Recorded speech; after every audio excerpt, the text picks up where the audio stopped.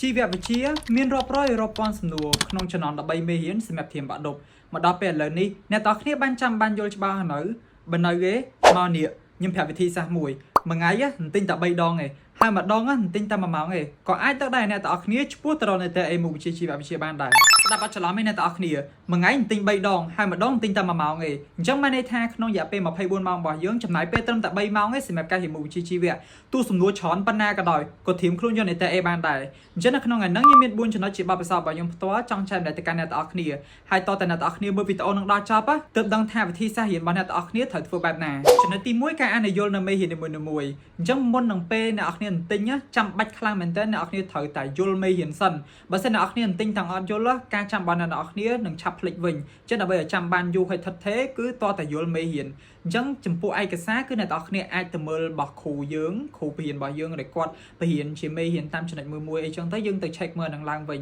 បន្តមកទៀតសភៅពុំគោលរបស់ក្រសួងអ្នកទាំងគ្នាទៅ check តាក់ទងជាមួយនឹងមេរៀននៅក្នុងសភៅពុំនឹងអានឲ្យយល់ហើយគ្នាត្រូវដឹងថាមេរៀនហ្នឹងគេត្រូវរៀនពីអីគេនិយាយពីអីហើយឲ្យយល់ថានៅក្នុងហ្នឹងគឺមាន flow មេរៀនបែបណាខ្លះមួយទៀតគឺតាក់ទងជាមួយនឹងសភៅសរបស់ក្រសួងសភៅជីវៈមួយនេះអ្នកគ្នាគួរតែមានអាផៅនឹងដូចគ្នាដែរព្រោះវាជាផៅសង្ខេបមេរៀនរបស់ក្រសួងដូចគ្នាដែរអញ្ចឹងកន្លែងនេះគឺសំខាន់មែនតើព្រោះជាឯកសារដែលខ្ញុំមើលដូចគ្នាបន្ថែមពីហ្នឹងក៏ខ្ញុំមានសភៅរបស់លោកគ្រូធូផនដែលសភៅនេះជាប្រភេទមេរៀនសង្ខេបដូចគ្នាដែរហើយនៅក្នុងហ្នឹងគឺមានជំនួយស្មារតីល្អច្រើនខ្លាំងមែនតើព្រោះថាវាអាចជួយយើងឲ្យកាន់តែយល់ច្បាស់ជាមួយនឹងមេរៀននីមួយៗអញ្ចឹងវាជាសភៅដែលខ្ញុំធ្លាប់មើលដូចគ្នាដែរចំណុចទី2ការសង្ខេបមេរៀនអញ្ចឹងនៅក្នុងមុខវិជ្ជាជីវវិទ្យាសំខាន់មែនតើទៅលើការផ្ដោតទៅលើចំណុចសំខាន់និងជាអ្វីដែលយើងត្រូវទៅចាំហើយត្រូវយល់ជាចំណុចចម្បងអញ្ចឹងនៅក្នុងការសង្ខេបមេរៀនហ្នឹងបើមកចង់បន្តិចបើសិនជាអ្នកទាំងអស់គ្នាអត់ចង់សង្ខេបខ្លួនឯងទេអាច check មើលទៅលើ mind map របស់ខ្ញុំបានមើលទៅអ្នកទាំងអស់គ្នាអាចនឹងគិតថាវារៀងញ៉ៃវារៀងពិបាកនៅក្នុងការមកយល់លេងអញ្ចឹងណាប៉ុន្តែចង់ប្រាប់អ្នកទាំងអស់គ្នាថានៅក្នុងហ្នឹងគឺមានព្រួញច្បាស់លាស់ចឹងអ្នកទាំងអស់គ្នាអាចមើលតាមព្រួញហ្នឹងទៅព្រោះខ្ញុំធ្វើអញ្ចឹងគឺងាយស្រួលសម្រាប់ខ្ញុំនៅក្នុងការមើលដូចគ្នាដែរគ្រាន់ថានេះខ្ញុំធ្វើតម្រូវតែចិត្តខ្លួនខ្ញុំទេពេលទី12ហ្នឹងក៏ប៉ុន្តែចែកម្លែកទៅក៏មានគ្នាយើងចាប់អារម្មណ៍អញ្ចឹងសម្រាប់ការសង្ខេបមេរៀននេះអ្នកទាំងអស់គ្នាអាចសង្ខេបខ្លួនឯងបានថាតើក្នុងមេរៀនទី1អង្គ show spam ហ្នឹងគេរៀនអីគេខ្លះហើយអ្នកទាំងអស់គ្នាអាច take note ទៅលើសំណួរសំខាន់ដូចចំណុចសំខាន់ដែលធ្វើឲ្យអ្នកទាំងអស់គ្នារៀងឆាប់ភ្លេចឆាប់អីអញ្ចឹងណាអញ្ចឹងយកមកសង្ខេបហើយអ្នកទាំងអស់គ្នាត្រូវតែធ្វើមិនក្តោបរួមថាមេរៀនហ្នឹងអ្នកទាំងអស់គ្នាយល់ហើយអញ្ចឹងមេរៀនបន្តទៀតត្រូវធ្វើអញ្ចឹងដូចគ្នាដែរប៉ុន្តែបើសិនជាអ្នកទាំងអស់គ្នាអត់ចង់ធ្វើអញ្ចឹងដូចខ្ញុំប្រាប់មុនហ្នឹងអញ្ចឹងបើសិនជាអ្នកទាំងអស់គ្នាអត់ចង់ទៅសង្ខេបខ្លួនឯងទេក៏អាច check មើល mind map របស់ខ្ញុំអាច print ទុកហើយយកមកមើលបានចំពោះចំណុចទី3គឺការជ្រើសរើសសភៅសម្រាប់ទន្ទិញអញ្ចឹងសភៅសំណួរចម្លើយគឺពិតជាសំខាន់ខ្លាំងមែនតើឡើយនេះជាចំណុចដែលចម្បង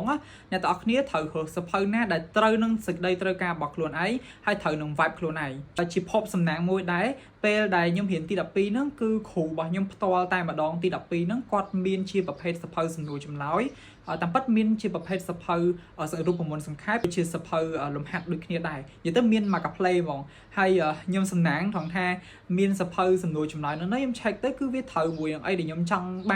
មើលចឹងខ្ញុំចាប់ដើមរៀងមានទំនុកចិត្តជាមួយនឹងសភៅរបស់គ្រូខ្ញុំហើយក៏ទិញធ្វើជាសភៅគោលសម្រាប់ក្នុងការមើលប៉ុន្តែមិនមែនបានន័យថាខ្ញុំចោលសភៅផ្សេងៗខ្ញុំមើលទាំងអស់តែម្ដងអញ្ចឹងចំពោះសភៅរបស់គ្រូខ្ញុំនេះជាប្រភេទភៅសំណួរចម្លើយនៅក្នុងហ្នឹងគឺល្អមែនតើអ្នកនរគ្នាអាចមើលបានគឺមានរូបមាន color មានអីអញ្ចឹងណាគឺល្អខ្លាំងមែនតើវាជាផ្នែកមួយដែលធ្វើឲ្យយើងកាន់តែយល់ច្បាស់ជាមួយនឹងមេរៀននីមួយៗអញ្ចឹងខ្ញុំឆ្លាញ់ភៅគ្រូខ្ញុំថងអញ្ចឹងហើយបន្ថែមពីហ្នឹងទៀតក៏ខ្ញុំមើលសភៅ444សំណួរភៅនេះល្បីប៉ុន្តែគ្រាន់ថាជាអត្ថភាពបន្តទៀតសម្រាប់ក្នុងការមើលអញ្ចឹងណាដើម្បីបន្ថែមទៅលើសំណួរណាដែលខ្ញុំអត់ធ្លាប់ដឹងអត់ធ្លាប់ឮអញ្ចឹងទៅអញ្ចឹងក្នុងហ្នឹងក៏ខ្ញុំមើលដូចគ្នាដែរពេលហ្នឹងខ្ញុំមើលតាមអាទិត្យទេខ្ញុំចាំអស់ដោយសារតែខ្ញុំចាំរបស់គ្រូខ្ញុំអស់ហើយហ្នឹងដល់ពេលខ្ញុំចាំអានេះអស់អញ្ចឹងមកអានេះក៏វារៀងស្រួលនៅក្នុងការចាំដែរហើយផើរបស់គ្រូខ្ញុំតិចសំណួរទេតែ278សំណួរទេតែសំណួរមួយគឺខ្លឹមបានន័យថាសំណួរមួយរៀងវែងអញ្ចឹងគាត់អត់ចេះតែ8សំណួរអញ្ចឹងណាអញ្ចឹងងាយស្រួលនៅក្នុងការទន្ទិញមែនតើហើយជាពិសេសគឺមានរូបភាពនៅក្នុងការដែលធ្វើឲ្យយើងឆាប់យល់ឆាប់ចាំទៀតអញ្ចឹងសម្រាប់ការទន្ទិញហ្នឹងខ្ញុំមាន3ចំណុចទូចទៀតសម្រាប់អ្នកនរគ្នា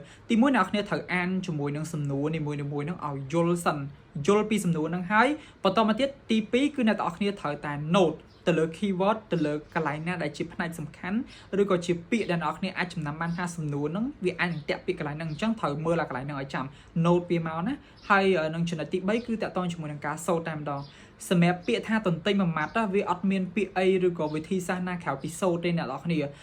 សូត្រយកតែមែនតើណាសូត្រអាចថាក្នុងមួយសំណួរគឺសូត្រយ៉ាងហោចណាស់5ដងចាំទៅសំណួរបន្ទាប់ទៀតហើយរបៀបសូត្ររបស់ខ្ញុំអានេះបទពិសោធន៍របស់ខ្ញុំគឺ5សំណួរអញ្ចឹងខ្ញុំដាក់កូតាខ្លួនឯងដំបូង5សំណួរសិនអញ្ចឹង5សំណួរក្នុងមួយសំណួរទន្ទិញ5ដងសូត្រ5ដងសូត្រអា5ដងនឹងមួយសំណួរនឹងហើយចាំទៅសំណួរបន្ទាប់ទៀតធ្វើអញ្ចឹងរហូតដល់សំណួរទី5ហើយបកមកសំណួរដើមទី1វិញអញ្ចឹងសូត្រជុំវិញអញ្ចឹងគឺ5ជុំទៀតចាំមិនថាធ្វើអញ្ចឹងគឺខ្ញុំចាំមែនតើដល់ពេលខ្ញុំចាំច្បាស់ថាខ្លួនឯងអាហ្នឹងចាំហើយគឺខ្ញុំបន្ថែមសំណួរ5បន្ថែមទៀតអញ្ចឹង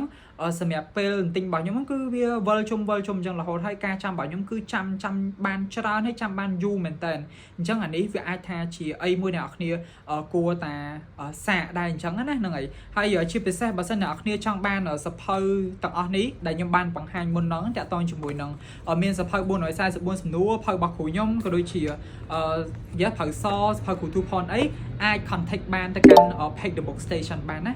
សម្រាប់ចំណុចទី4គឺជាចំណុចចុងក្រោយការបែងចែកពេលវេលានៅក្នុងការទន្ទិញអញ្ចឹងសម្រាប់បទពិសោធន៍នៅក្នុងការទន្ទិញរបស់ខ្ញុំហ្មងគឺតិចទេពេលផឹកឡើងខ្ញុំទន្ទិញម៉ោង5ដល់ម៉ោង6អញ្ចឹងខ្ញុំងើបម៉ោង5ហើយមកទន្ទិញរហូតដល់ម៉ោង6ហើយចាប់ដើមរៀបចំទៅរៀនអីចឹងទៅបន្តមកទៀត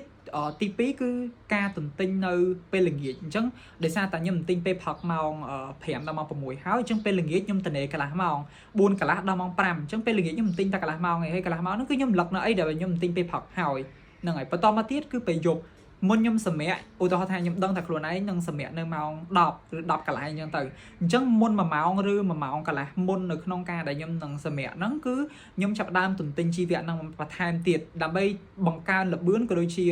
ធ្វើមិនបរិមាណនៅក្នុងមួយថ្ងៃហ្នឹងទិញឲ្យបានច្រើនហើយចាំបានយូរទៀតអញ្ចឹងណាអញ្ចឹងការធ្វើរបស់ខ្ញុំគឺអត់មានអីបាក់ទេតែប៉ុណ្្នឹងឯងហើយអ្នកនរគ្នាអាចសាកបានសាករយៈពេលមួយអាទិត្យទៅហើយនឹងឃើញពីផលហើយ